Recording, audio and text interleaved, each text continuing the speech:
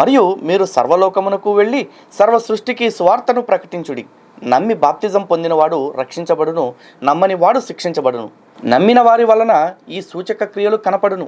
ఏమనగా, నా నామమున దెయ్యములను వెళ్ళగొట్టుదురు, కొత్త భాషలు మాట్లాడుదురు, పాములను ఎత్తి పట్టుకొందురు, మరణకరమైనదేది తాగినను అది వారికి హాని చేయదు, రోగుల మీద చేతులుంచినప్పుడు వారు స్వస్థత నొందుదురని చెప్పెను. ఎరా, నువ్వు చెప్పినట్టే, నువ్వు సువార్తలో తోపు, నువ్వు ప్రభు చెప్పినట్టే వెళ్తున్నావు, నువ్వు ప్రభు పరిచర్య కోసం బతుకుతున్నావు కాబట్టి 2 నల్లతాసు పాములు తీసుకొచ్చి నీ కాడ నుంచుంటా నేను. ఆ 2 పాములతో కరిపించుకుని కూడా నువ్వు అలాగే బతికితే అప్పుడు 2 ఎండ్రిన డబ్బాలు ఇస్తా, అవి కూడా కూల్ డ్రింక్ తాగినట్టు తాగి బతికితే అప్పుడు నువ్వు చెప్పింది, నీ ప్రభువు చెప్పింది నిజం, లేకపోతే మొత్తం సొల్లునా బొస్క అని చెప్పేసి చెప్తా. ఓకేనా? వింటున్నారు కదా అని చెప్పేసి ఎడ్డి మాటలన్నీ మాట్లాడుతున్నారు. మీ తప్పు కాదురా నాయన.